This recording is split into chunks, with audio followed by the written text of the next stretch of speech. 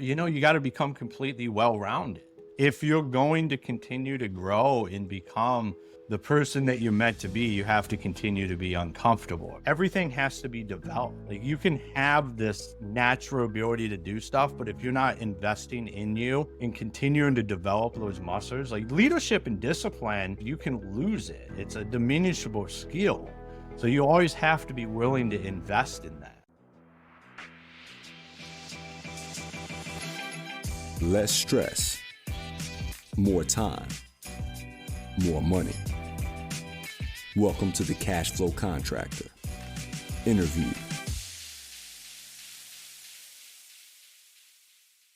Let's give listeners a little update really fast. So Martin's AC is still out. I think I mentioned that in the last episode. It's 11 Your days. unit was as old as me. It's same, yeah, probably almost the same month. Oh. Yeah. But you're getting it in today, maybe? Well, the unit arrived. They're having to build the curb, so I don't know how long that takes. They've been fabricating it for a while. And you're always wearing suit, no tie, but blazer jacket and button up and pants. And every time I've seen you at your office in the last 2 weeks, you've been polo and shorts and sneakers. It's actually Shorts been refreshing, pants, man. You're taking it easy a little bit. Yeah. Little updates for me. Celebrated 7 years anniversary with my wife. That's great. Are you kidding me? I know, man. Time flies. That's been 7 years? 7 years, man. I know. Wow. I also shaved my mustache. I had a mustache going for a long time, but that's now gone. My wife had executive decision that as we celebrated 7 years, she said, it's time. And then what else is going on? We had great weather the past weekend, but it has just been, I hate how hot it's been. I mean, it's just too much. And you have no AC. Yeah. It was 106 outside and 94 inside. So I guess that wasn't too bad. Gosh. There was a drop there. A little insulation there. Well, Martin, we got Ron on our podcast. Ron, welcome to the show. Hey, it is great to be here. I'm looking forward to the conversation. Yeah, and I was thinking, Martin, you guys are more dressed up. When he said something about I'm more dressed for the beach. I live by the beach, and I'm thinking you might be a little overdressed. But now I understand. Yeah. Well, I will say I've got just a t-shirt on, but my wife got me a new polo and threw away the only other polo I wear. So 7 years, man. Yeah, 7 years. So we're looking good. Now, I will say, so Ron, I was on your podcast, Construction Champions, which we'll talk about later in the show. But Martin, this is one of the most positive, uplifting, energetic people you will have a conversation with. I mean, I've heard your podcast. Oh man, the intro. Last one I listened to was the man who has 10 rules, not 10 rules, but 10 principles. That wasn't Mike Cotty, was it? No, that was Caleb Foss. Okay. Yeah, he was pretty good. Yeah, for being, he's just a kid. Yeah. He's 20, 23, 24 years old and just killing it. That's awesome. That's really cool. I think that energy that you bring, I'm sure, translates to your team and throughout your career. So I'm excited to hear about that. But let's tell our listeners who you are and what you do today.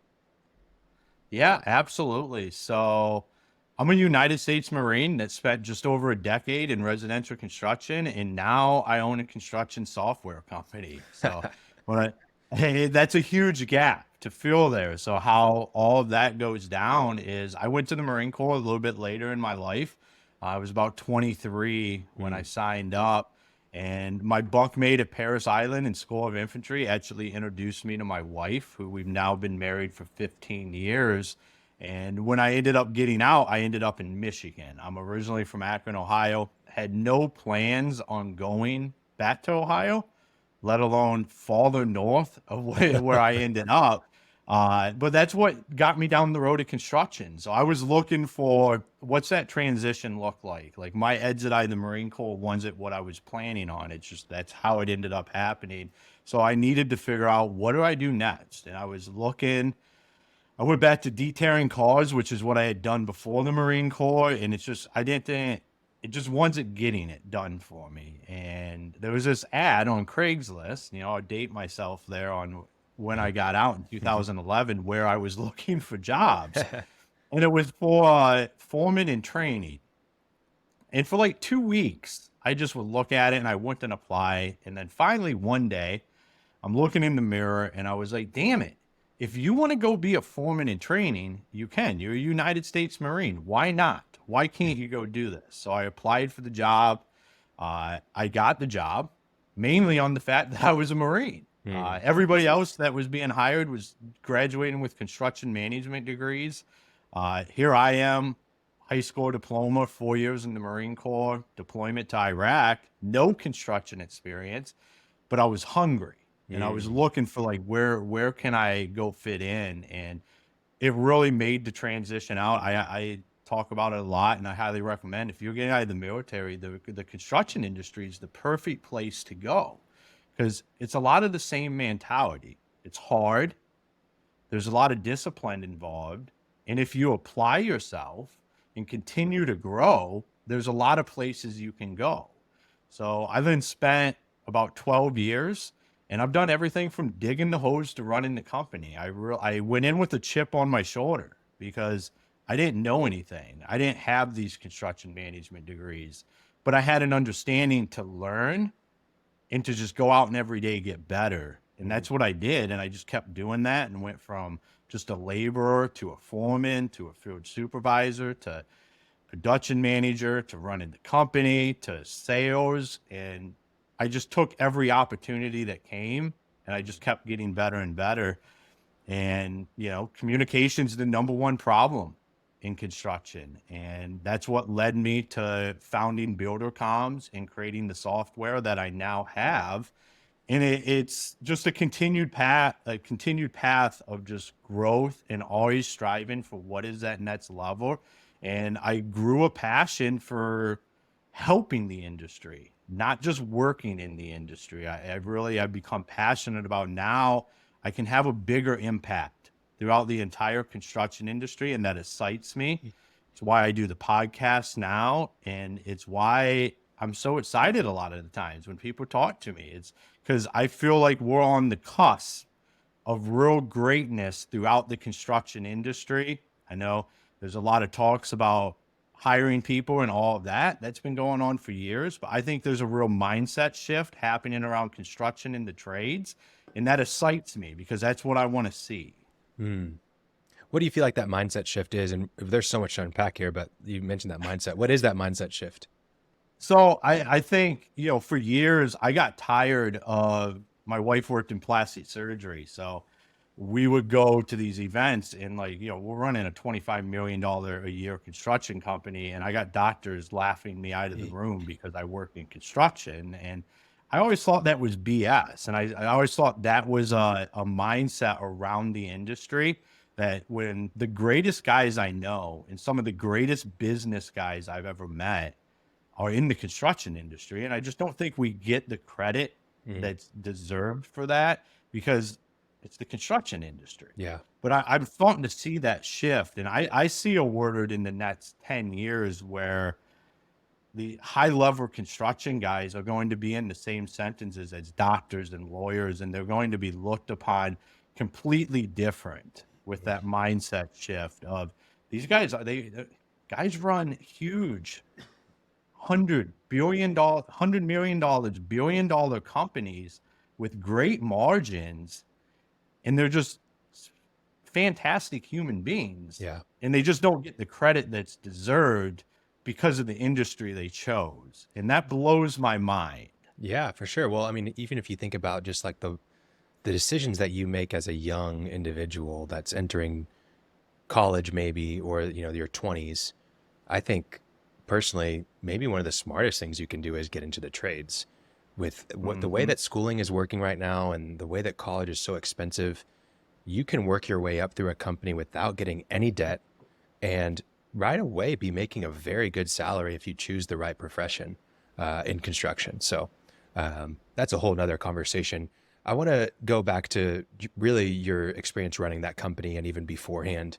Let's really talk about that company specifically. It was, you said everything below the home, so the foundation, basement, etc. Tell me about like your first days getting started in there and like what your mindset was working at this company. You said that you won the job over a lot of people getting construction management degrees, stuff like that. What was the day in, day out like for you? So day one, I spent 12 hours behind an HVAC or a heater in a basement with a jackhammer pounding up concrete with the sole expectation is would I come back the next day? Wow. Like And then the the expectation next for day- you or the expectation by Yeah. the employer? No, yeah, the expectation was would this guy come back? I mean, do you think it was a test? I mean, Absolutely. oh, I okay. know it was a Yeah. test. After spending as much time as I did, slates become clean and you find like it was just to figure out if I was going to cut it. And then the next day was spent going up the stairs with 5-gallon buckets carrying that concrete out. So, people try to break you. And, the only thing that kept me in there was I was a United States Marine. And every time it really sucked, I was like, I'm not going to let any of these kids, they weren't kids, they were my age, but I'm not going to let any of these guys that just graduated college be able to go somewhere and say, oh yeah, I outworked this Marine. He couldn't hack it.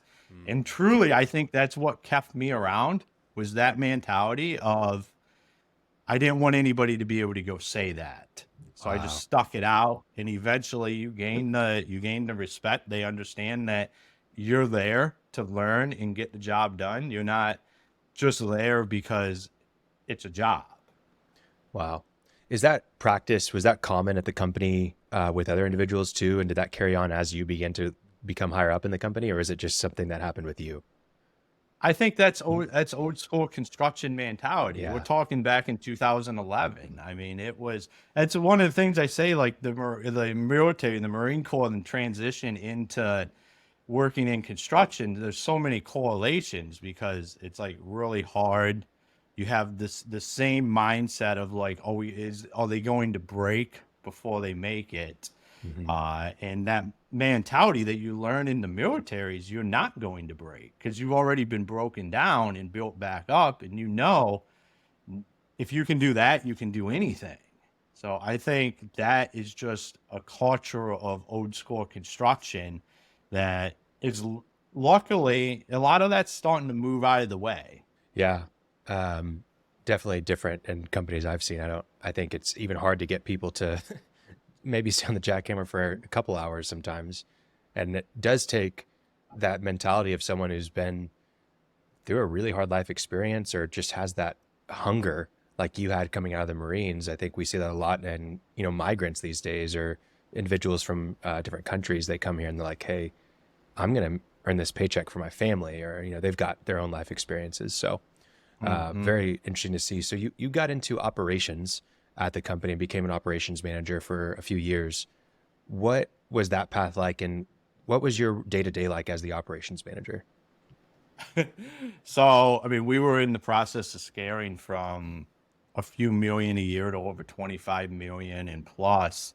It was crazy.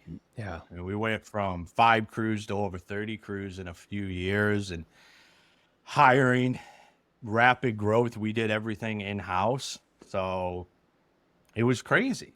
It was 80, 100 hours a week of pretty much insanity until you start to understand systems and you start to figure out how all of that stuff works. Yeah. It was crazy, as anybody can attest. Like, it's like you're in a boat in the rough waters all the time, and you're just trying to figure out how to keep it afloat. And the boat keeps getting bigger, and the water keeps staying rough. So Yeah. it's 4 a.m. to 8 o'clock at night, and then on the phone the rest of the time. Gosh. Hey, when you're going from 5 to 30 crews, can you talk about some of the specific things that you confronted that resulted in you developing or somebody developing the system, but the specific problems that you had? Yeah, so leadership. Leadership is a problem from a perspective of going out and bringing leaders in is a mistake. I learned that firsthand. Like you can't, not that you can't, you can, but I wouldn't advise it to go out and hire leadership and bring them in and then try to teach them what you do. Making the decision to start to develop leaders within the company, taking guys that wanted to be leaders, that had that desire, and start getting them on pace and educating them on what does a leader look like, and working through that, creating your own field supervisors, creating your own foreman, just having a wheelhouse of that next layer of leadership as the company develops is very important. And I think we do it too late. Like we look at this and we think like this is all going to be easy as we grow.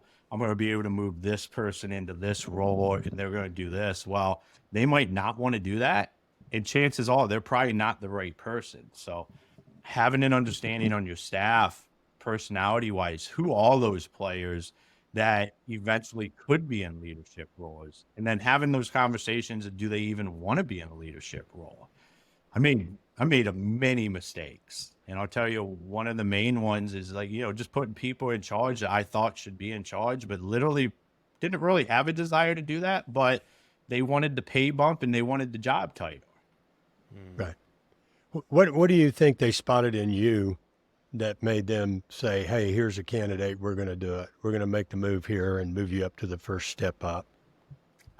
I'm a killer, man. I get the job done. Like that literally is why, like I continued to educate myself. I checked all the boxes, anything that was laid out in front of me, like as a test or a procedure to work your way into that, I would do it and I would get it done and I would come in before the deadline and there wouldn't be any issues.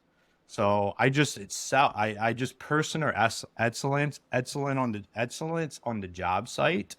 And, when I took over, I wasn't ready.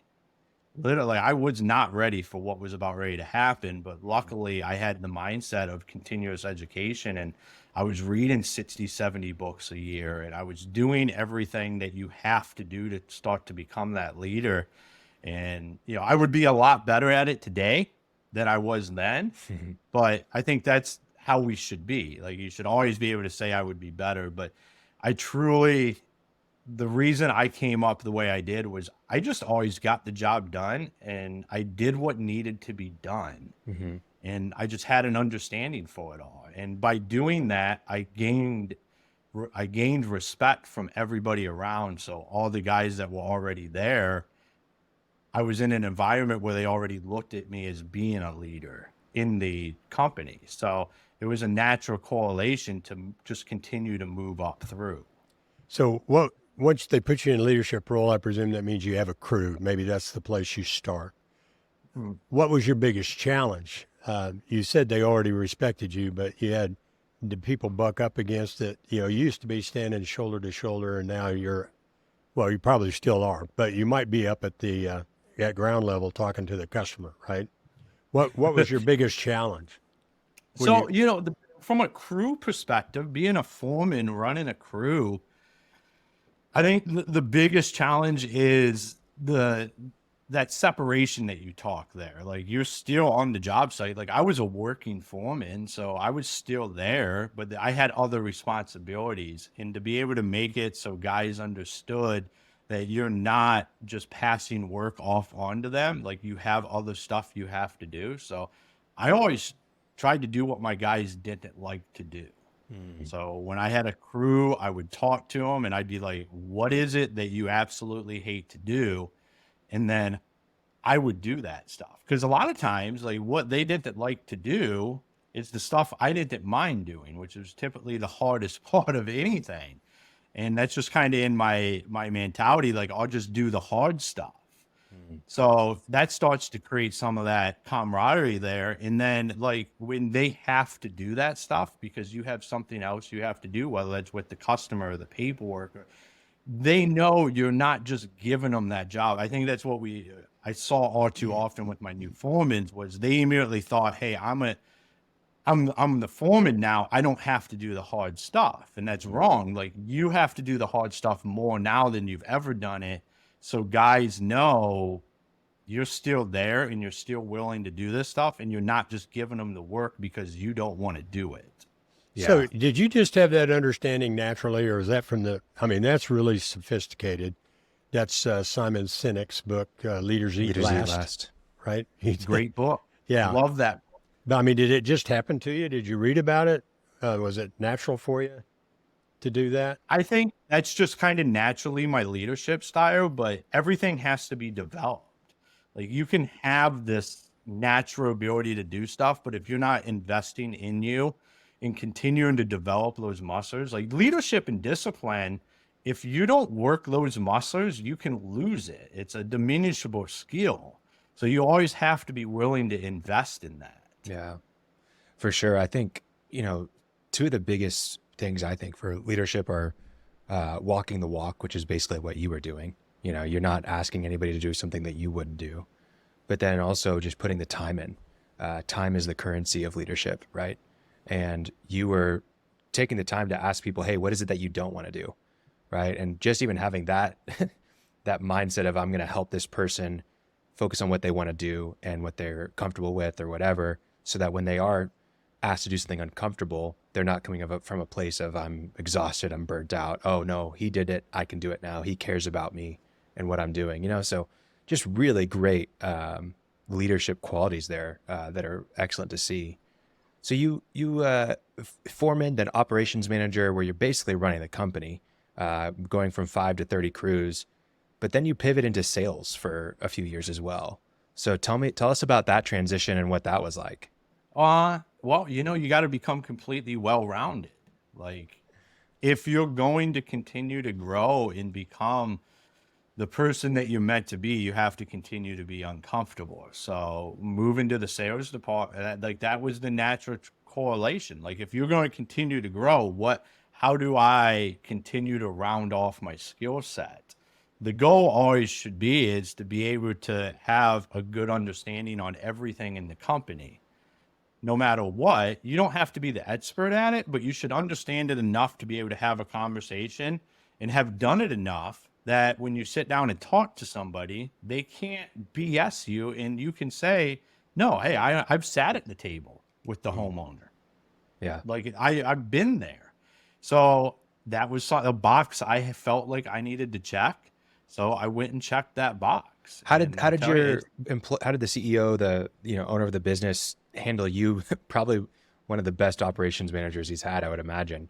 Hey, I want to move into sales. I don't want to do operations anymore. How did that work out? I mean, it was just a conversation and then, it made sense as you start having that conversation and, yeah, it's all about training replacements, and I've trained multiple replacements. I've had replacements leave and go become competitors. And I've had it's about always developing a better system. And what I understood was in order for us to go and continue growing, I had to get out of that role. As that role, I was doing way too much. We were capping the company in my mind because we were not making necessary hires because I was handling a lot of stuff that would be considered outside of your wheelhouse. Yeah. Just because that's how I am. Like I would just get it done. But I knew that by doing that, it was going to inhibit the long-term growth. Like my capacity is only so much. So literally when I walked away from that role, there was 4 different people that my roles got disseminated amongst, and I had to train all of them on different aspects of what I was doing. So then that now creates a catalyst for the company to be able to grow because now we have 4 people handling what one used to do. Mm-hmm. It starts to create an environment where growth can happen. Yeah. And then it allowed me to move over and grow in another way. Yeah. Man, that's so good. We talk about that concept so much in our podcast of firing yourself, essentially, and that's essentially what you did is move out of your, operations manager position into a different role in the company so that other people could take over those responsibilities, that you could actually have a systemized business rather than something that's, got you as the linchpin, that as soon as you're out, things crumble. So really fantastic. What was sales like? What were the challenges for you when you moved into sales?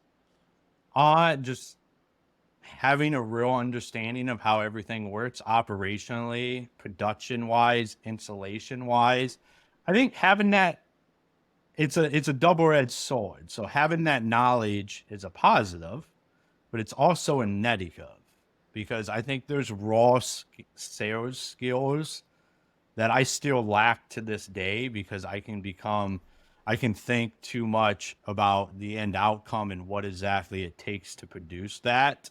When in sales, you shouldn't always be thinking about that. Like, it's about helping the customer get to where they need to be at and make a decision.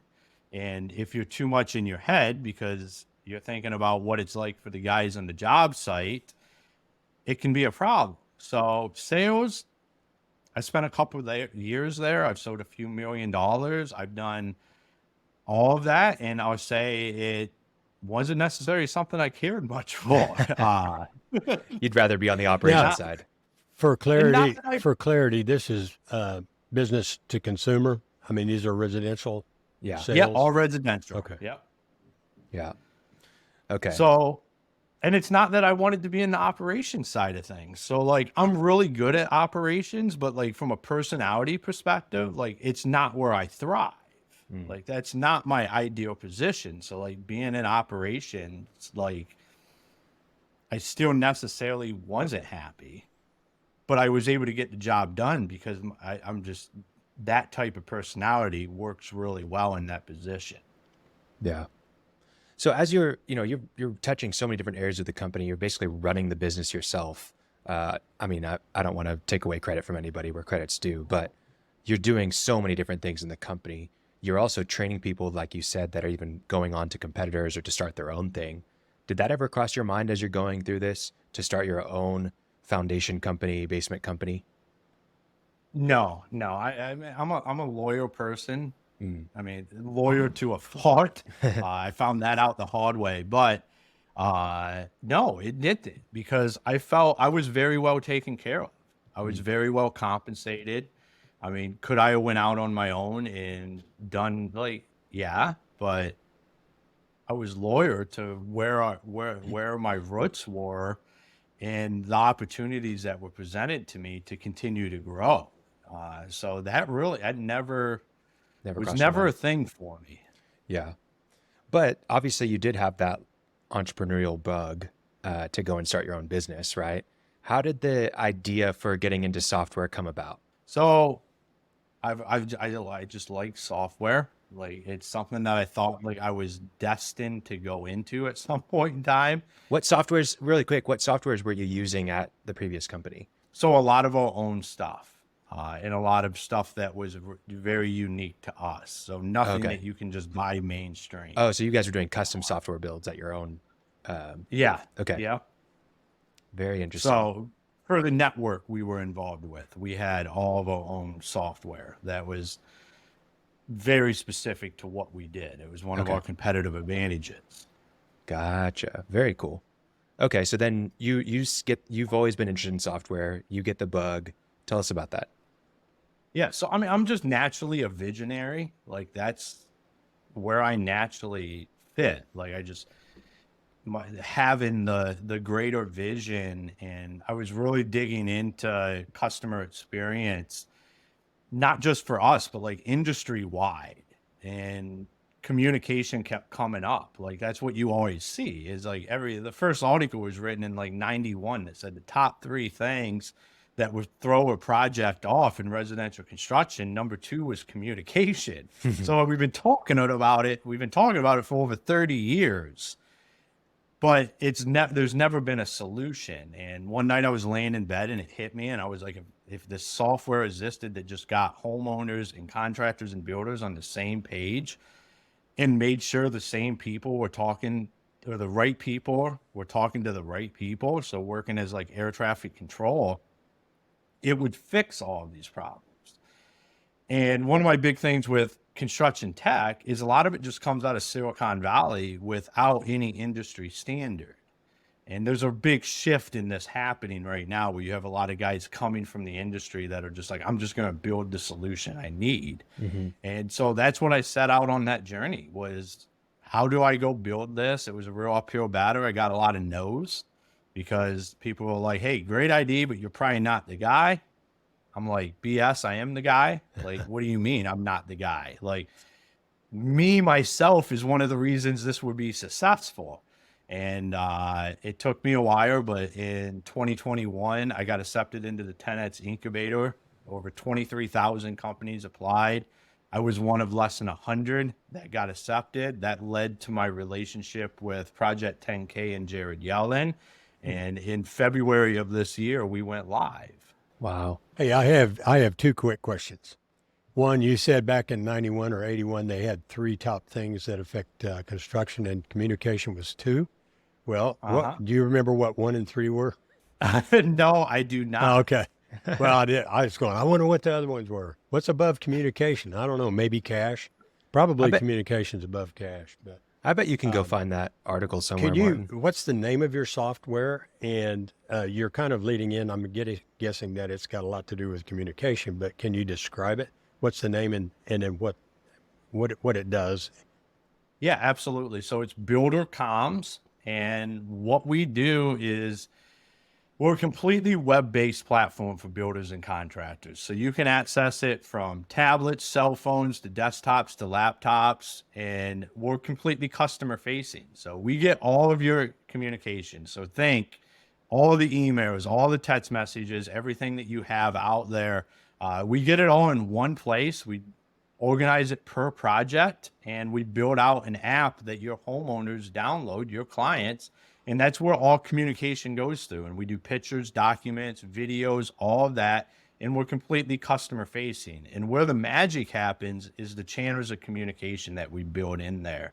So say your homeowner has a question about the schedule, we make sure they're talking to the person at your company that's in charge of the schedule, not the sales rep, not Mary, the receptionist, that don't have the answers. The industry standard is, hey, sorry, I'm not the guy. And then the customer never hears back because we get caught at the coffee pot having a conversation, and then we never hand off the sticky note to the right person to be able to have that conversation. So we make sure that your clients are always talking to the right people at the company, whether that's yourself or you have a staff. And then we get it all organized per project. So it's super easy to go in and look at each one of the projects instead of chasing down all the stuff that is involved in communication right now today.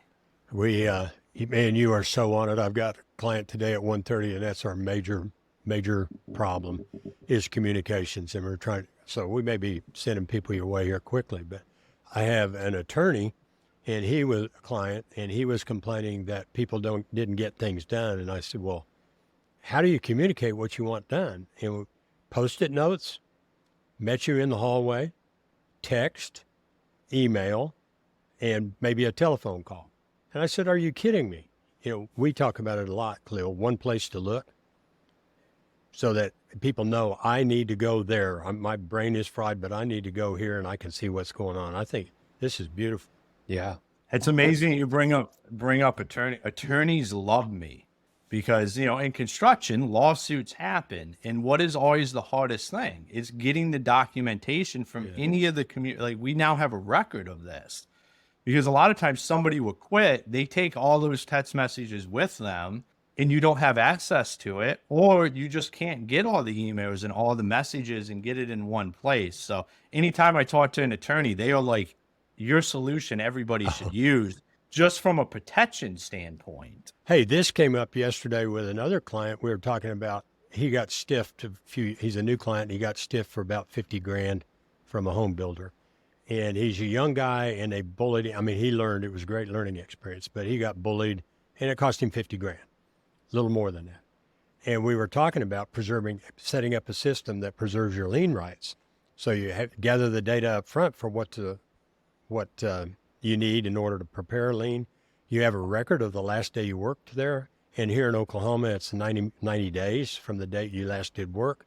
You have to file your lien before that. So you have a tickler pop up 10 days before and say, hey, we need to look at this, instead of finding out, oh, if I'd have filed that 3 weeks ago, I could have had a lien on these guys. So this is great. Yeah. So walk us through just a little bit of like, maybe I know that it's kind of structured around projects. Let's just kind of walk through a project that goes through BuilderComs and the timeline of it and how it impacts not just the customer, but also the internal company. Yeah, absolutely. So there's two different ways you can utilize it from the start. I got guys that utilize it in the sales process. So immediately when they make contact with that customer and they're going through the sales process, they use it as a differentiator. They take communication off the board, because that is one of the objections people face, is like, how are you going to communicate with me throughout this project? So I got guys that introduce it right away, say, hey, we use BuilderComs. You're going to download this app. This is where all of our communication is going to go through. And then I have guys that use it once the sale has happened. That's where they kick it off. Customer information, customer gets an email once they move forward with the project saying to go download the BuilderComs app. And this is where all the communication will go through. And that immediately starts the process. Super easy. If you can use Facebook, you can use BuilderComs. Like, I'm a non-technical guy, so you can imagine what kind of software I'm responsible for building. Very easy to utilize, very intuitive, because that's all we had to do. Like, we didn't need to revolutionize how people communicated. We just had to revolutionize how it went in and where it went and how people talked to the right people. And what ends up happening is you can have unlimited users on there. Admin settings. So say you have a sales manager, he's in charge of the sales channel. You have a production manager, operations manager, project manager. They're in charge of that project channel. You have somebody that runs the calendar. They're in charge of that scheduling channel. You have a service manager that's in charge of all the inquiries after the project is done. They're in charge of that channel. So you set up the admin settings so the guys have the right admin to be able to be in the channel. And then you can have crew guys and foremen who all they can do is come in and put in high-level updates into the status feed, which I say is like a Facebook, Instagram feed. It's just a live feed of what's happening on the project. So they can say, hey, we're 30 minutes out. Boom, it goes in there. Homeowner gets a notification on their phone that the guys are 30 minutes out. They can add pictures right in there. Hey, we're wrapping up for the day. Here's some progress pictures. Boom. And it becomes part of the living document that is that project. And now from a homeowner perspective, homeowners can go in there, whether you're at the house or you're across the country, and have direct access to the right people at that company, and also be able to see what's going on. Any documents, any pictures, ask questions. So 35% of time on a residential project is wasted because of communication breakdowns. And what I have found is a lot of that is on the front end. That's because customers aren't empowered to ask the questions they want to ask before the crew shows up. Because what we're here is, man, the sales guy don't know the answer to this. I'll wait till the guys get out here. Well, this could be a job critical question that might change something. So the crew goes out there. Next thing, the homeowner's asking them these questions, and come to find out he wanted a different color roof or something, whatever it is. And that delays that project. You now wasted a crew going out there, when if that homeowner felt empowered to ask that question because he knew he was going to be asking the right person, you could have had that conversation prior, could have got the change order done, could have then also rescheduled it if it wasn't going to be able to happen on the same timeline. And now we have these open lines of communication to where now we're saving the time. Not only are we saving the time of having to search through these messages, I had a builder tell me is one of the greatest time savers for him is that he can just go right in there and go into the project and look at all the communications. Because beforehand, if he had a guy that was out, he runs a big electrical company. If he had a guy message him and ask, what kind of outlets are we installing in this house? It then took him 25 minutes to go through all his emails, find a specific email that said, this is what we want. Now with BuilderComs, he can go right in there, or better yet, his guy can go right in there because his guy has access to those communications and he can look and see, boom, this is the outlet we're installing. So now it saves that owner time and it saves time on the job site as well. Yeah. Man, I love what you're doing with BuilderComs, and it's obvious that you've gone through these issues yourself, and I think that's what's unique also is that this is built for contractors, but it's built to buy a contractor, which is really fantastic. I want to hear from like a business perspective for you, as you're developing this software company, as you're growing the company and trying to bring on more customers, developing new features, all that kind of stuff. What are the biggest challenges for you in running this software company? I think that I'm constantly I'm not a software guy. So I think, the biggest problem that you run into with any startup, or if you start a new brick and mortar customer, is just name recognition. We're the new kids on the block. We're building up that name recognition. We're getting our product into people's hands. But the biggest hurdle is always is like becoming that name that people understand this is the company you deal with. Yeah. And, that stuff takes time. And I understand that. And that's part of the grind and just getting out there, because we build a tool that is going to drastically change how the construction industry communicates. And that kind of stuff doesn't happen overnight. Yeah. Yeah, definitely. As you think about your product roadmap and the features that you currently have that you want to improve upon, and then the features that you're thinking of maybe adding to BuilderComs, what are the things that are like maybe coming down the pipeline or that you're working on today for tomorrow?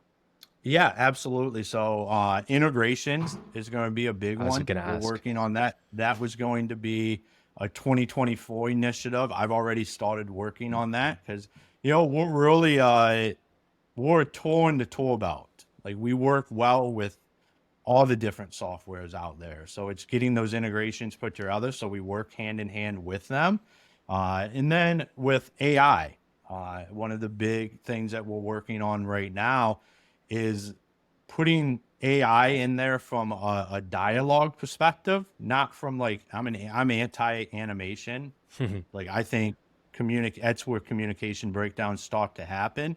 So I look at it is, how can we integrate AI to put in like a red light, yellow light, green light on incoming messages, so we can pick up on tones before guys can even know. Like, if it's a situation, a homeowner might just AI could pick up that it's becoming an escalated situation before we can read into it, and we could make that message yellow, or we could make it red.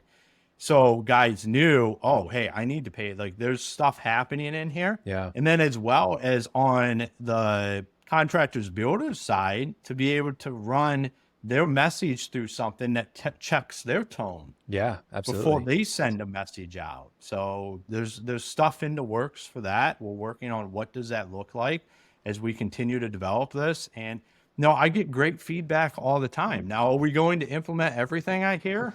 No. But this is built for the construction industry, by the construction industry.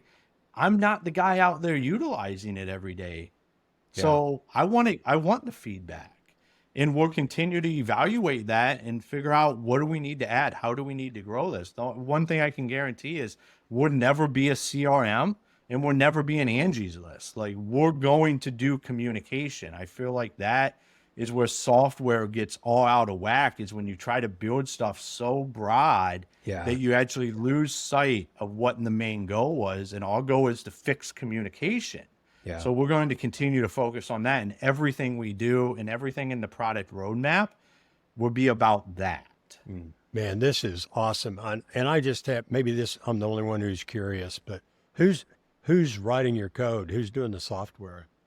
Project 10K does all my That's a company? software and everything. Yep. They're a company that I partnered with. That, I went and found some people that are really, really good at that side of it. And it's been an amazing relationship, and, you know, they believe in what we're doing, and, you know, we do it together. It's not just me out here, and they allow me to have conversations from a non-technical perspective and work through like what is possible and what is not possible. Like, just being me, like, I can get really like crazy with the vision sometimes, and sometimes that stuff don't correlate. But yeah, Project 10K, they're absolutely amazing. Well, I That's love awesome. the idea of the AI used the way you did. One thing I'm sure you've thought of it, but is seeing what questions are most frequently asked, and you can answer those questions before Ahead of they time. ask them Yeah. at the sales meeting. These are the things that go wrong in a project. These are what you need to know, and you can modify that with real data rather than just, I think Yeah. they'll want to know this. Oh, that's wonderful. Well, so it's amazing you say that, because that's one thing that came out of this that I had never even thought about, was the information that we start to collect. So we have now made it. So if you're the owner of the company and you have master admins, we made it so you can come in and keyword search all your communications throughout your company for every project. And I like to use the example of saying, hey, all of our customers are saying that we're on a net 30. Well, we're not on a net 30. We collect upon completion. So you're like, what's going on? You go in there and you search final payment. You find out Jimmy is telling everybody this is a net 30. So now you have a training opportunity. You can go have a conversation with Jimmy, let him know you can train on that. But it's because we have access to information that we've never been able to have. And like you said about the questions, so marketing departments and sales departments can start going in there. This is way over my head. This isn't why I built the software, but this is what I'm hearing. Like, this is the feedback that I'm getting, is now we can proactively look at what questions we get on every project. And like you said, is we can start to make that part of the sales process. Yeah. We can answer these questions in our marketing and start to create this funnel beginning with the customers that starts to eliminate the roadblocks that end up happening down the pipeline of the project. Yeah, and I think you also, that's something I promote a lot. I call it a positioning document where, you know, I ask people, how many remodel jobs has the contractor done? 500. How many has the homeowner done? 0. Who's likely to know what's going to happen here? And they create an actual document that says, this is what you can expect from us and the project, and this is what we expect from you. And you tell them the things that'll go wrong. And people say, I don't want to tell them that. I said, no. It makes you the ultimate professional. This we try to avoid, but this frequently happens. It rains, and we're postponed for a week, right? So anyway, what a great place to gather that information. Every builder and contractor should do what you just said. Yeah. I absolutely love that. And it is so, it's life-changing, and not just the document itself, but you don't go in there humble pie, I'm the inferior, you, Mr. Customer, are the superior. We are at least equal. And I'm a pro, and I'm going to tell you how the cow ate the cabbage, because I've done 300 of these, right? And You're if you the got advisor. questions, we're equals, and I'm partner with you in this, and this is what I know, and we're going to keep you advised. Man, they'll buy that. The right kind of customers will buy that. If they're low ball tire kickers, they won't, and you just did you both a favor. Yeah. Anyway, Martin, I think that's great. I've maybe it's just me because I'm a new age guy, but I've never heard cow ate the cabbage. You haven't? Ron, have you heard that? No, I have not. Yeah. Well, let's Made me get it. laugh. Let's get it out there, guys. That's our marker. Oh, I got a lot of those. Tougher than a wheelhide boot. That's a Marine for you, right? Oh my goodness. I don't know. Anyway, how I you could come keep up with going. these. I didn't come up with them. They I know you didn't come They up. were I know you there didn't when come I up with was. them, but I just didn't even know how they come up. And you actually say these all the time. You know who's really good at these is Jeff Finney. Has so many of these that are just like, it's like pushing a wet rope, which I've heard before, maybe just from him, but then also like faster than a duck on a June bug. Yeah. Like things like that. I need more of that in my vocabulary. Beating him like working him like a rented mule. Yeah. I'm just going to start making them up at this point. Well, I told somebody the other day, I probably have in my mind at least 3,000 quotes. I mean, I literally do. Oh, I know. But they're not available on demand. You say, give me a good quote. Well, I might think of something. But the They're all situation contextual. brings it out. Yeah. Yeah, the situation, they just come out. But no, you got to have a little fun in life. Oh, man. That's great. There you go. Well, one thing I do want to mention before we, wrap all this up, I think your software is great. Well, really quick, where can people, if they want to get a demo, what do they need to do?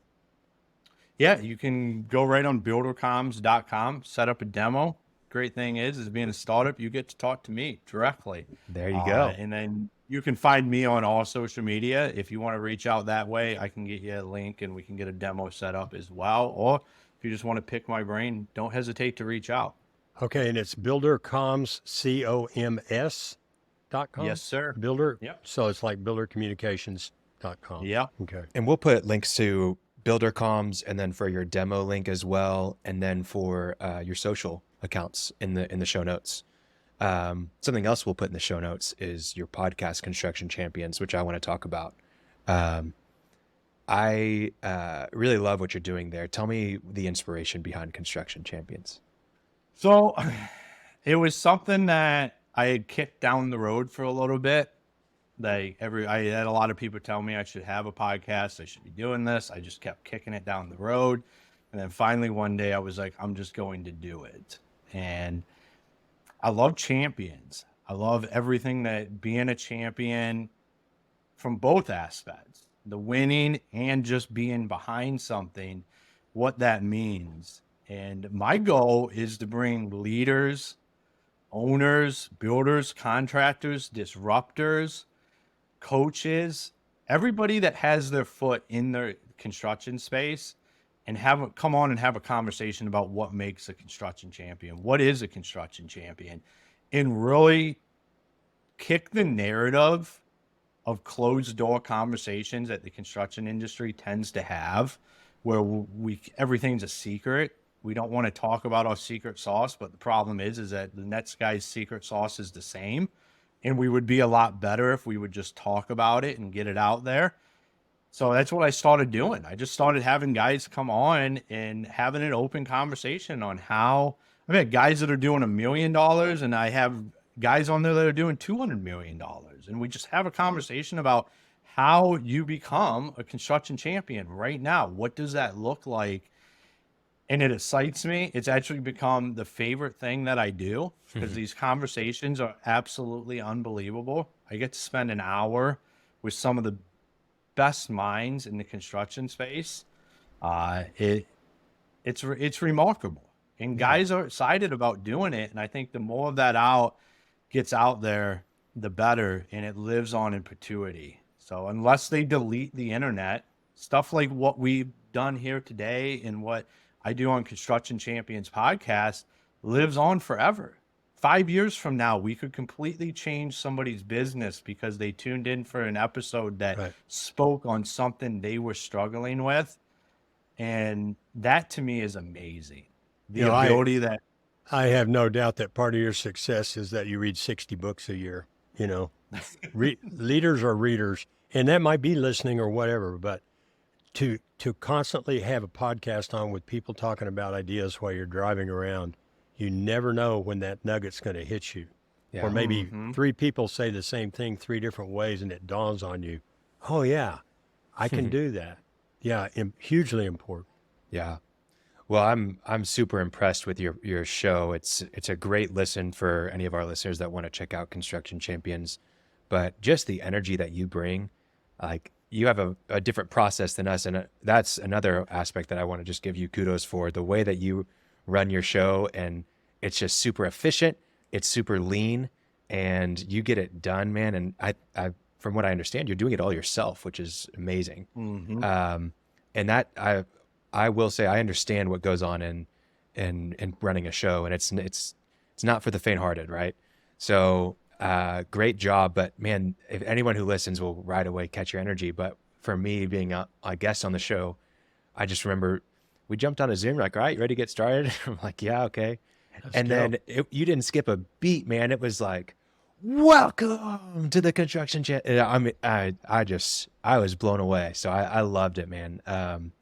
Really cool. So, I also wanted to talk about just the dedication you've had to it. It's obviously one of your favorite things because you started at the beginning of this year. Is that right? Yeah. We started at the beginning of the year. Yeah. And you're probably going to hit 100 episodes at the end of the year, right? If we keep on pace, there should be no reason we don't. We've released 54 episodes so far. So I release them 2 a week right now, on Mondays and Thursdays, because I have the content. Yeah. That's so good, man. That's not easy. We've done this for 3 years, and 2 episodes a week is no joke. Especially with scheduling guests and all that kind of stuff. So great job. Keep it up. You've had so many, already 54 episodes. What's one of the best stories you've heard on your podcast or lessons that you've learned from one of your guests? Man, there's so many of them, as you guys know, when you get on here and you just have these conversations. There's so much gold in everybody you talk to. I think one of the ones that resonates with me the most recently is understanding that you only have so much capacity.